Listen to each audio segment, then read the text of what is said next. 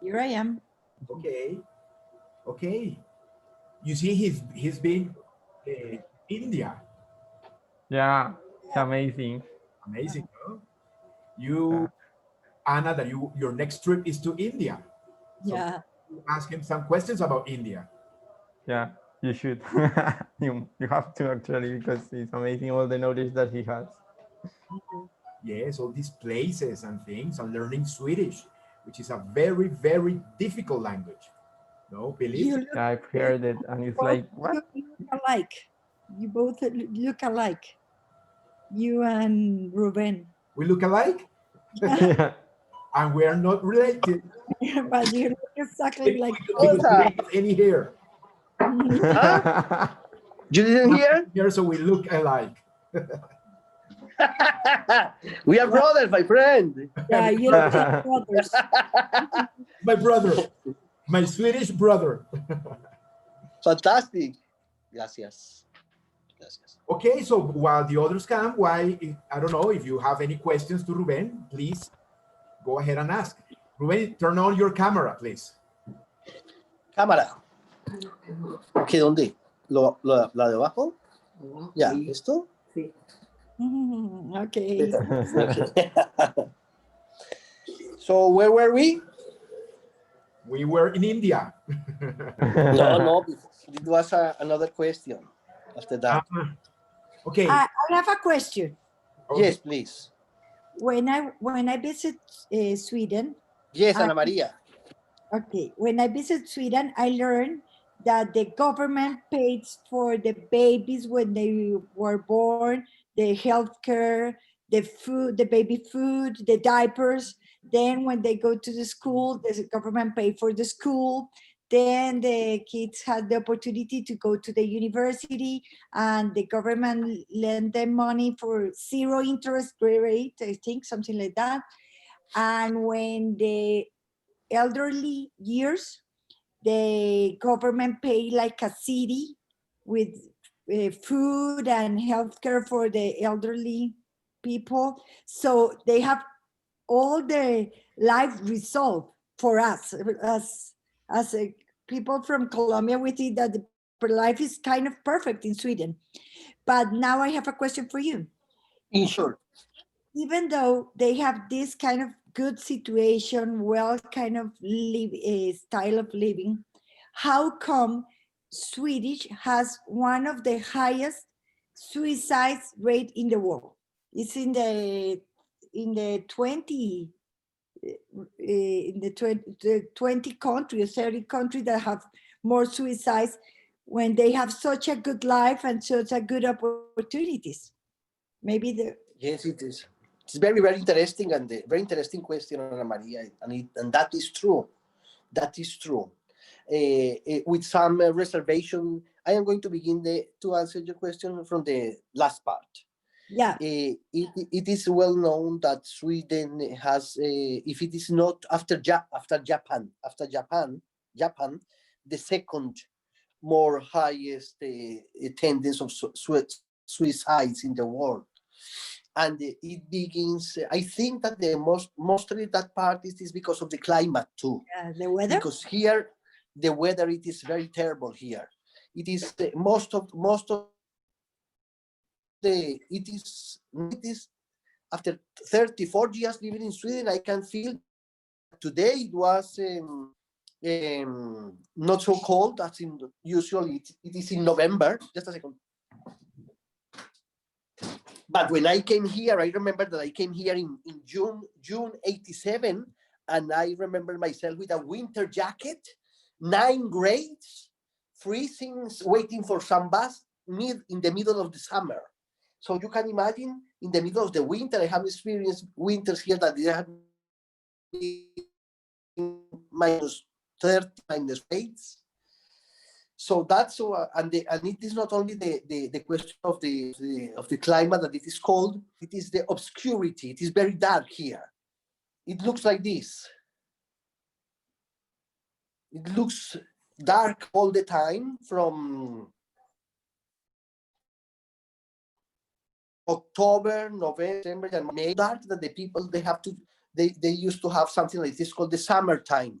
they changed the hour, one hour. Now we are in the normal time, just to win 1 hour of light during the day.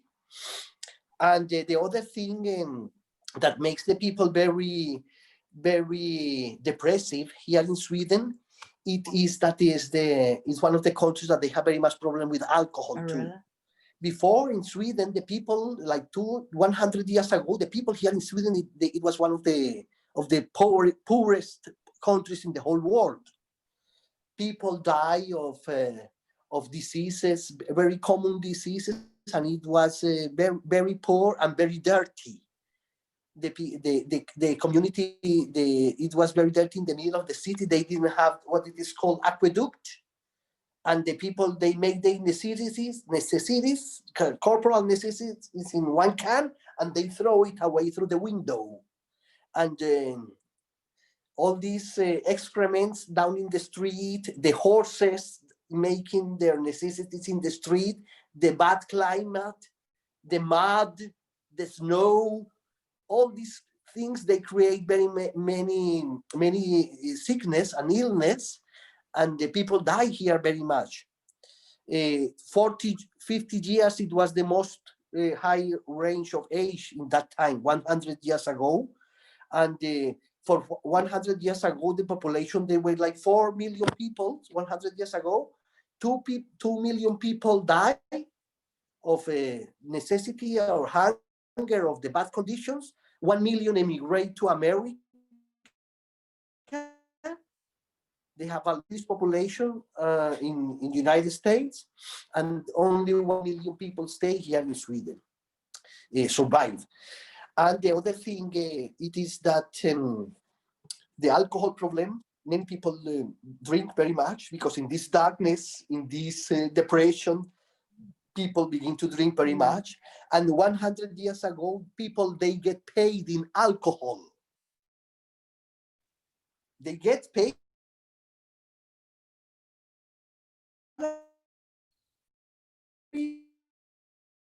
in cans or with money. It came to this rate that in the 30s, between the 20s and the 30s last century, it began one group in the Congress that it is called the Nykteristgruppen, the one group that they were against the alcohol. And the policy of the alcohol in Sweden, it was begins to make the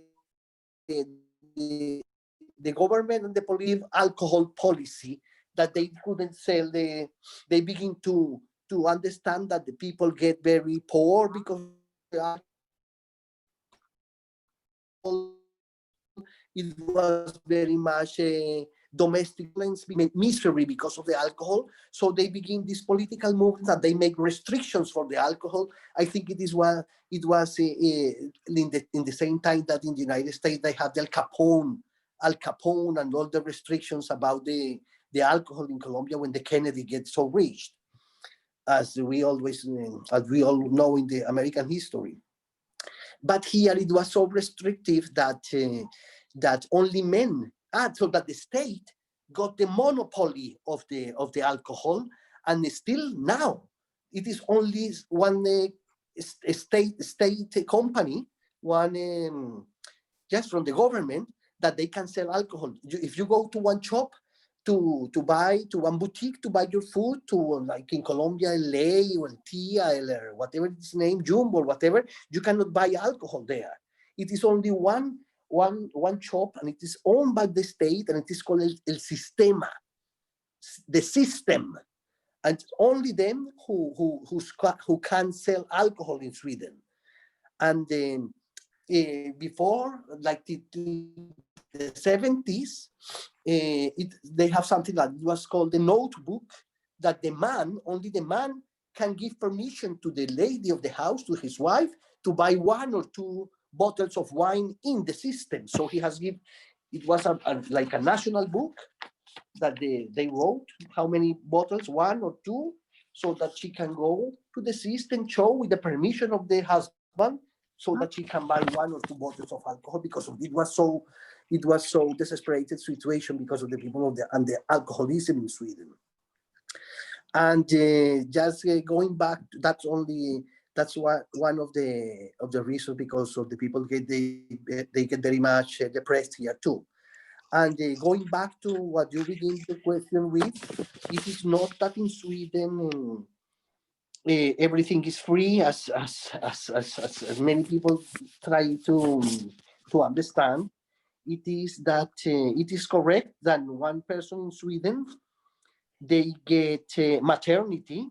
The maternity, when you get a child, you get paid from the state, but you have to have some conditions too. It is not that everybody that comes here and make children, they are going to get paid. No, you have to have, you must have had some amount of years working. So if for example, if you have not have at work, you don't get paid to be in your house to stay with your child. You have to feel some compromise too. So you must have had a work, and then you get, I think it is 1.5 years with to allow to get paid with 80% of your last salary to stay at home, and you can share this with your father, with the father of the child. So One and a half year. How long? How much? 1.5 years. Oh, that's incredible. Yes, with 80% of your salary, and you can share between how do you want, how you in or whatever. So it is like this, that most people, the most of the couples, they have both of them work. So it is like this, that the one who is earning less try to stay at home sometime with the child, or many people that they get child, they take this money and they travel. That's why many people around the world, you can see Swedish couples with small children traveling around the world, because they take this as an opportunity to spend with the child. It is true, for example, in my case, when I got my first child here, Leo, that it is very well known by Ernesto. It was like that, my first wife, she was a pianist in the dramatic theater of the King here. And we got the baby. The baby came 1 month before. It was like, how we call it in Colombia, siete mesino. He came with us in the 7th month of the pregnancy, and she did have to stay 1 month with the baby in the hospital, and the baby was in one incubator, and me too. I went, and in the afternoon I came to the hospital, and they put a bed in the wife and my child, and I have been living in the hospital too, with food and everything, one whole month, staying with her and my child there without cost, because this is all including the social service. When we were supposed to pay the bill after 1 month, 3 pesos in the hospital, we paid 200 crowns, and it's like 80,000 pesos, so it was nothing. And then at the same time, I repeat you that I pay more than 60% of taxes in my normal work. And these taxes you are supposed to pay in advance too. For example, I have my own company, and they look at the income, the government, the Skatteverk, the state. They look at the income. They control your income from the year before, and they add 10% to your income from the last year, and then have to pay preliminary, pay taxes in advance. So that it is very heavy. The charge of taxes in Sweden, they are very heavy. And coming to the part of the school it is not only free, but the school is obligatory. If you don't send your child to school, the social service will come and knock the door, and they will make you pay a fee because you are not sending your child to school. So it is not only free, but it is obligatory. And the high school is not obligatory, but many people will have to, of course, if the only way in Sweden to get out from the poverty or not to have a normal kind of salary, because everybody gets the same more or less. Because when you get, if you don't have a high income, they will help you. But if you have a high income, then you have to pay a lot of taxes, so that the taxes will nivellate. So it is very difficult to get rich in Sweden. It is almost that everybody is almost the same. That is something good, but at the same time is something bad, because many people, they just want to take advantage of this. And that is, so it is more or less, it is giving and taking, giving and taking. So it's like a balance. And then what Maria say about that, that many people here in Sweden, they commit suicide. It is a very interesting book that it is called Sweden, Paradise or Hell, Suecia, Infierno o Paraíso. It's a very interesting book to read, because it explains exactly what it is going to give you a very much complete answer that probably I can give you, Ana Maria. Ruben, is it true that you only have like 3 months of sunny days of light a year?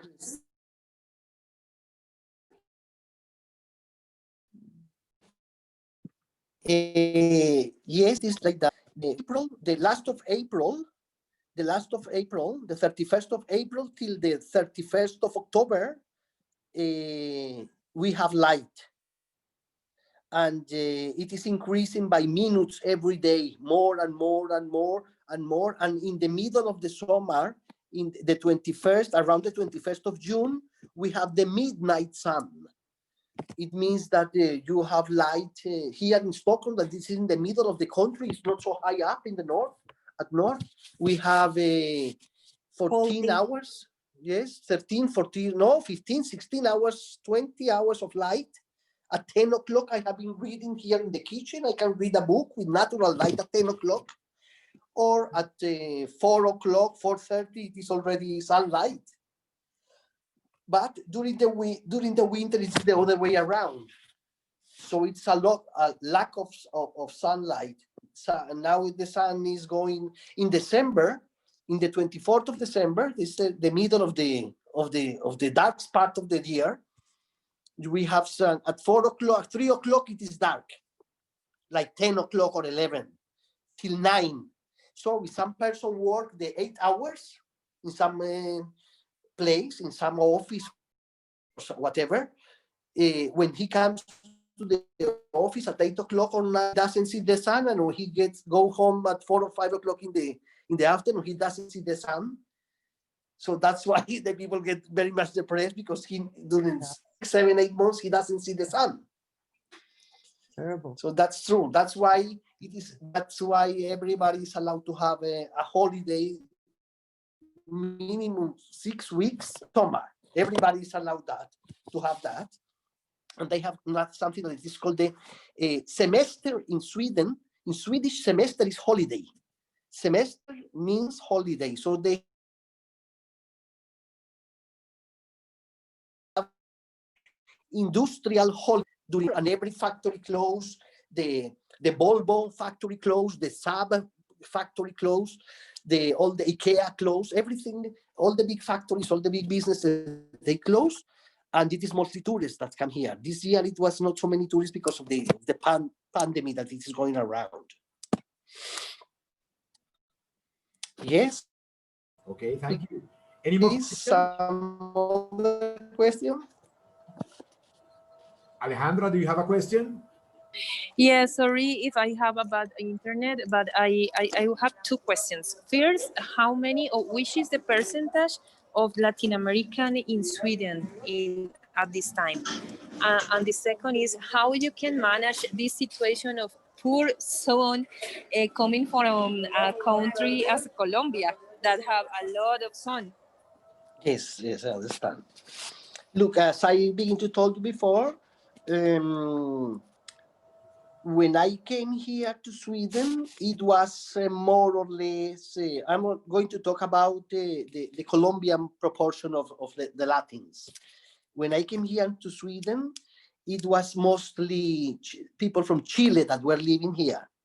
Because in Chile, in the 73, 74, they have one military coup state, also they take the government, they have dictator. There was this Pinochet and many Chilean people, they came here, so they were more than 50,000. It was the biggest colony here. And but that was the biggest representation of Latins. After that, they came people from Peru. It was in the time of when they were against Sendero Luminoso, enlightened path. Many people came from of the persecution from the state. Many people came. They have been coming. Many people from Salvador too. When they had the civil war in Nicaragua, because Sweden it was one of the countries that they were helping the Nicaragua Contras. And then many people from Bolivia before Evo, when they have some different kind of military dictatures, one after the other, that they were taking care. They were I kept making a cooperation. They were taking everything like the gas, the water, all the natural resources from the people. So what can I tell you? In Colombia, when I came here in the 80s, we Colombians, we were more or less like 5,000, some 5,000 Colombians. But now from the embassy, I know that there is more than between 10 and 12,000 Colombians. So it is not the most ethnical group, the Latins in Sweden. The biggest ethnical group in Sweden from the very beginning has been the Finnish people. From Finland, because it is a country that it is here it is Sweden, here is the Baltic Sea, and Finland is here, and Finland belongs to Sweden before, the same as Norway. So Sweden, Norway, and Finland, they were like one big power in the Nordic countries. And Finland, it was taken by the Russians last century. Up to the Second World War, and last century, in the beginning of last century, 19 and 10th, Norwegian became independent with not. It was not a bloody war.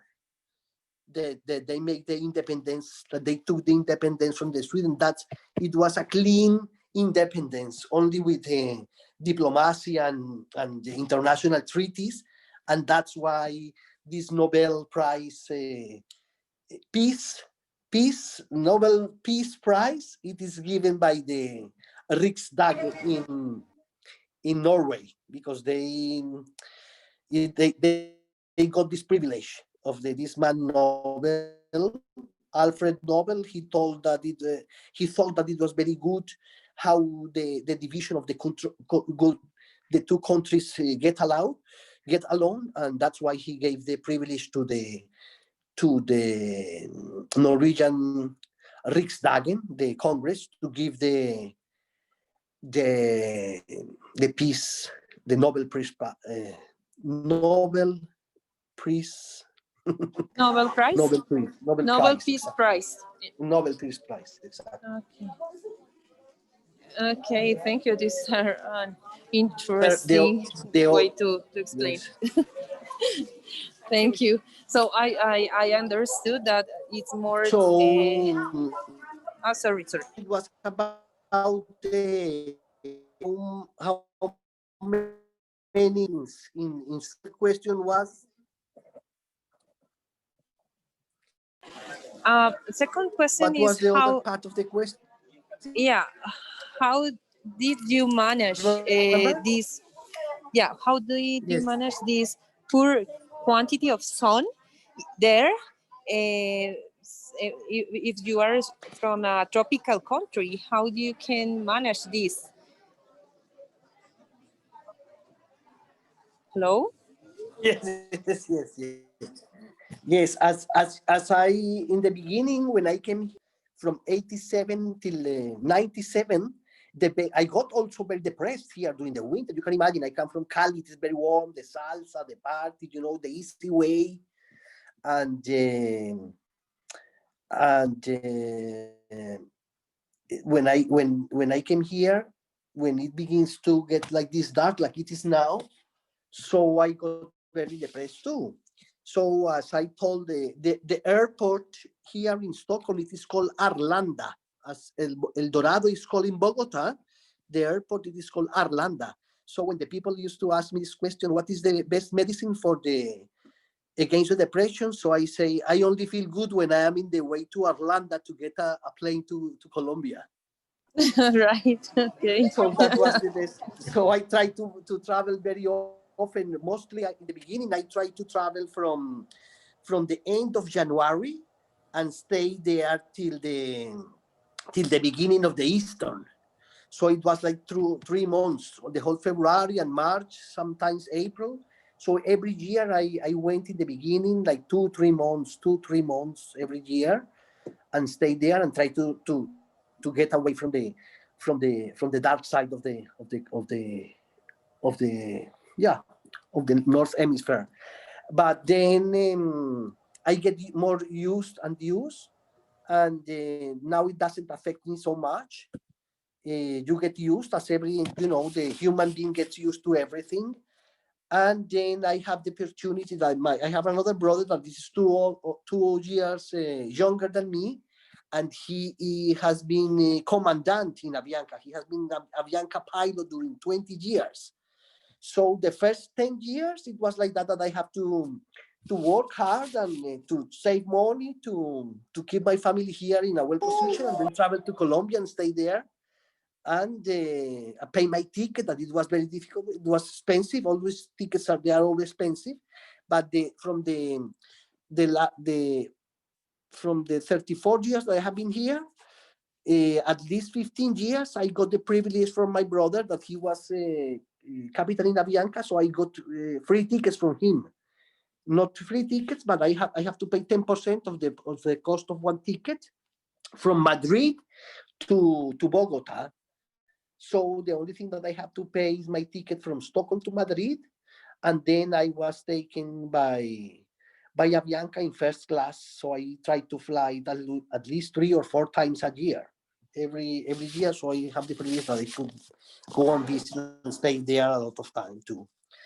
So during the years, if I have been here like 34 years, so I have been at least 70 times fly back and forward to Colombia, at least, and the rest of the other travels that I have been making, at least 35 to another different country. So, and I try to, as I told you, I try to take advantage of my Swedish passport that allows me to move all around the world, and that has been fun for me because I like to travel. It's a good experience. I always learn Yes. something. I Thank you. And always I have another question, and which is the country that you told that is Buddhist and you like it? Because I love the Buddhist, so I want to hear more the, about that. the Buddhist. Yes, look, in Indonesia is the largest Muslim country in the world. They have more than 220 million Muslims. But Indonesia, it's a light Muslim country. They also, of course, that they have to cover the head. The ladies, they have to cover the head, but it is not as strict, as strong as other countries like in the Middle East. And before, I don't know how many centuries ago, the whole Indonesia, it was Hindu. It was Hindu, and you know that the Hindu Sakyamuni or Buddha, he's from India. Do we know? You know that probably. And Indonesia, it has been uh, it has been influenced by Hinduism during many centuries till until the people from the Middle East came there with the Muslimanism and took over the country. But there is an, you know, that Indonesia, it has a lot of small, not small, but it is divided in many islands. Sumatra is one island, Java is another island, and like this, Flores, Bali, Lombok, Irian Jaya.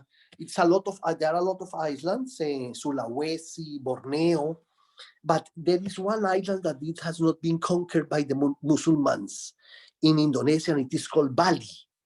It's in the middle of the whole country. It's a big island because I have been there twice, and there it is Buddhist. Very beautiful, and the people there are very nice, very calm. They come in the mornings to you with flowers, and they put you. It's fantastic. The atmosphere there is very beautiful. I like it very much there. I have been there. It was so much that I like this country that I sent my daughter there because she make a practice. I have a daughter that she's 24 years old now, but when she was like 22 years, she was allowed to make one practice because she's living with me here in Sweden. Since she's 16 because the mother is Colombian. So when she became 16 years old, she has been Swedish all the time because I am Swedish. So it was very easy for her to come here. And this is, I'm going to try to David's question that how did I learn the Swedish? It is easier for a younger person that comes to Sweden to learn the Swedish. For example, I see that for me, it took more than 10 years to begin to speak more or less fluently and to begin to write and to understand more difficult phrases or to understand the juridical text or whatever. But I see that for my daughter that she came here when she was 16 years old, it has been much easier.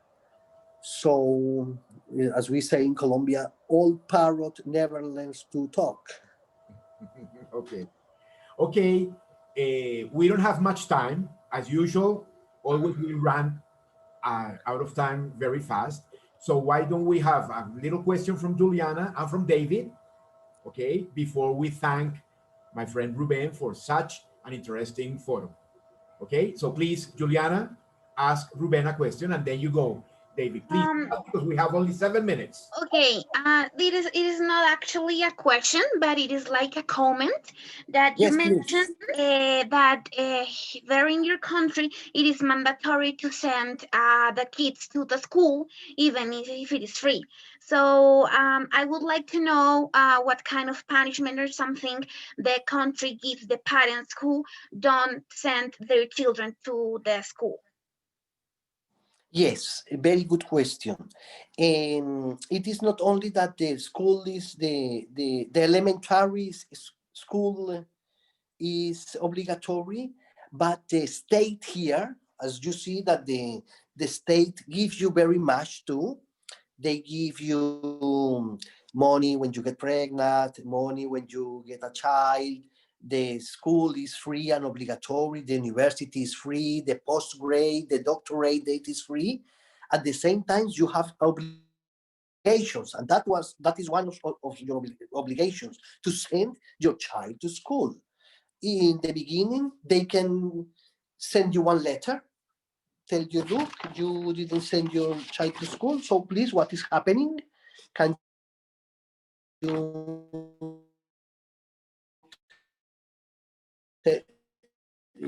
say her that they can come and knock at your door and ask why? The teachers or the social service, they can come. If it continues like that, they can put you to pay money, una multa, a fine to pay. And in the last of the cases, if you are an irresponsible parent and you take alcohol or drugs, it is also forbidden to smash a child, of course. They can take the kid from you or your son and put it somewhere else in another family or in another family that they want and that they get paid to take care of that child. So Okay. it can be very extreme too. Yes, And because you, for example, here in Colombia, the public schools are very cheap, and even the parents don't send their children to the school because even the government doesn't do anything to face that situation. but that's why the government in Colombia they probably patrocinate this because they want to have the people ignorant, so that Yes, they want to make the people, they want to take abuse from the people and pay one tamal for them for the vote, or the people they are yes. ignorant so that they know what is happening and they can steal more. Okay, thank That's my you. impression.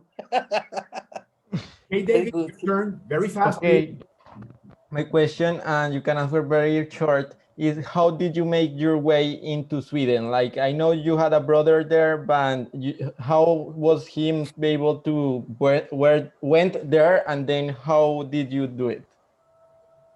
Look, in Colombia, it was my brother Ernesto also knows him, and I think that he will introduce you to him too. He was living here in the 70s, 71. My father sent him from Buenaventura in one boat that is called the Jonicetti to Spain. He was going to study textile industry in Tarrasa. And he my parents paid for him everything, and then he bought one car in Spain that it has the how do you call the register, the placa, how do you know, I don't know how to say in English, the plate. Yes, I the don't, plate. yeah, The the plate. plate, it says Sweden. So he was very curious, and he ride the whole way from the south of Europe to the north of Europe in to see where this car comes from, and then he stay here. And now he's a retired person. He has been studying cinematography, and he had a Colombian program in the television that it is called Colombia Café 2001. And then he was here a lot of time. And when I got this problem with the el Papa Negro de la cocaína, the black cocaine Pope, that he was knocking at my office. So I told him, look, I don't want to stay here. So I came here to Sweden, and that's why I stay here. That was the way, Okay. because Okay. of a connection. Okay, Thank you. Ruben, we don't have much time. As No, usual, we always run out of time here in our forums. It was very interesting, and really thank you very much. Okay. no, thank you for listening to me, please. It was very exciting to talk to you. I was a little nervous. You must excuse me for that. No, Okay. thank you very much. It was very interesting. And thank Yeah, you for your time. yeah, I Thanks. learned a No, lot of thank you. things. Thank you. Okay. It's a Thank you very pleasure. much, students. I'll see you guys in Thanks. class. Thank you so much, Ruben. Okay. No, thank you, please, for listening to my little history. Mhm. Okay. Thanks a lot. Have a nice weekend. Thank you, Ruben. And I'll see you. Ciao. Enjoy tomorrow. It's a holiday tomorrow, huh? Enjoy. Yes. Okay, bye. Thank you. Yeah, Bye. thank Ciao. Bye, you. Bye, everyone. See you. everyone. Thank Say you. hello Bye. to Bye your bye. Thank you, Ruben. grandmother. Ciao, ciao, ciao. Ciao.